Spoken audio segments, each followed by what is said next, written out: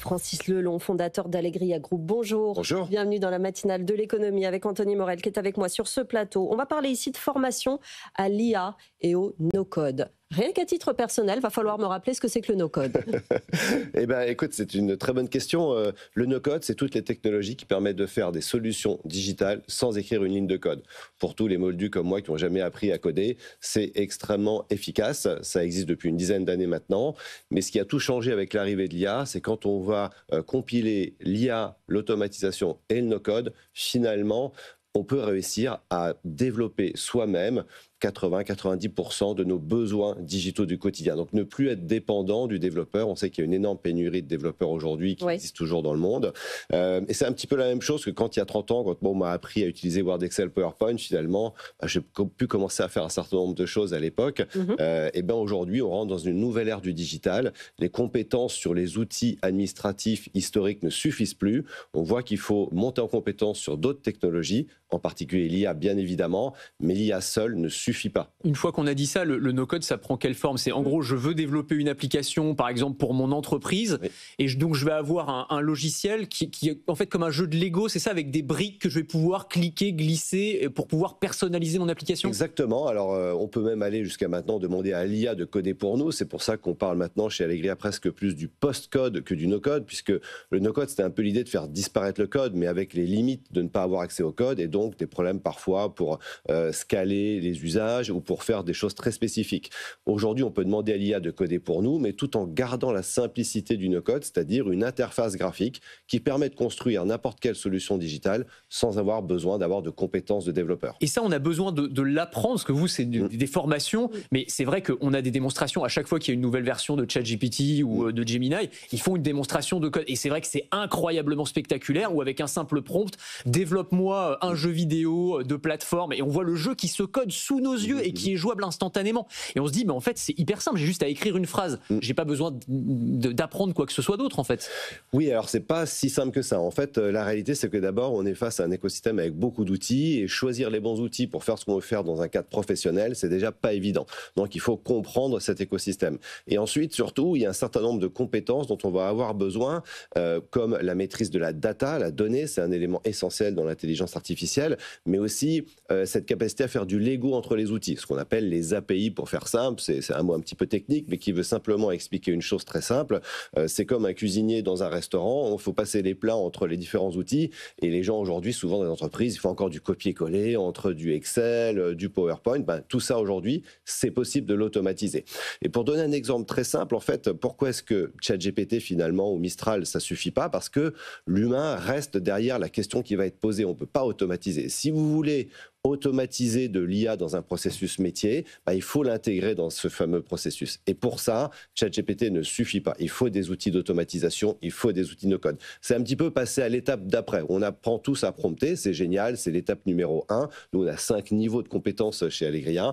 Pour passer au niveau 5, il faut être capable de variabiliser un prompt, d'intégrer finalement de l'IA dans un processus métier. Et c'est accessible à tout le monde, c'est ça qui est absolument dingue, sans compétences techniques. Et hier, on parlait de cette étude du MIT qui disait que pour le moment, les effets de l'IA utilisés par l'entreprise n'étaient pas efficaces. Bon, évidemment, on est très tôt et probablement que les entreprises ne l'utilisent pas forcément correctement. Vous avez 500 entreprises clientes pour le moment. C'est quel type d'entreprise? Est-ce qu'il y a un type d'entreprise d'ailleurs, ou est-ce que ça peut finalement se développer sur tout type d'entreprise, tout profil? Bien sûr, c'est toutes les entreprises, et je pense qu'il y a une raison à ça, et nous, on le voit très bien chez nous. En fait, la réalité de ce qui se passe aujourd'hui avec l'intelligence artificielle, nous, on a accompagné plus de 100 000 personnes en 2 ans à s'acculturer à l'IA.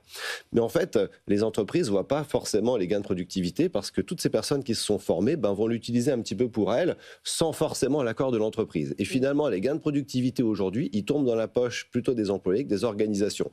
Et en particulier quand on travaille en remote. La personne à qui on a donné une mission à faire le vendredi matin, qui va la faire en 10 minutes avec l'IA, au lieu d'y passer la journée, je ne suis pas sûr que le reste de la journée, il n'aille pas à la pêche plutôt de continuer à bosser pour la boîte. Donc il y a quand même une réalité aujourd'hui sur la mesurent des gains de productivité. S'il y a quasiment 800 millions d'utilisateurs de ChatGPT aujourd'hui par semaine, c'est pas un hasard. Et ces gens-là, ils l'utilisent aussi dans l'entreprise, même quand parfois c'est interdit. Donc ça pose un certain nombre d'enjeux très importants qu'il va falloir régler, et en particulier aussi des enjeux de conduite du changement, de management et d'acceptabilité. En fait, nous, des fois, on fait des recrutements où on a des gens qui n'osent pas, pendant le recrutement, faire l'exercice avec ChatGPT parce qu'ils croient encore que c'est tricher. Mais non, vas-y, prends ChatGPT, montre-nous que tu sais l'utiliser parce qu'on sait que tu vas être beaucoup plus performant. Donc on est dans cet entre-deux aujourd'hui. En fait, la technologie avance plus vite que les entreprises, et c'est ça qui fait qu'on ne voit pas forcément encore concrètement les gains de productivité dans les organisations. Mais sur la partie no-code, est-ce que ça fonctionne vraiment? C'est-à-dire que ça fait quelques années qu'on en entend parler, qu'on fait venir des invités sur BFM Business qui nous parlent du no-code, de la révolution du no-code. Est-ce qu'on a des exemples concrets de success story, d'applications qu'on utilise dans la vie de tous les jours ou qui ont été développées pour les entreprises et qui ont été codé à partir de nos codes, sans une ligne de code, comme vous le dites?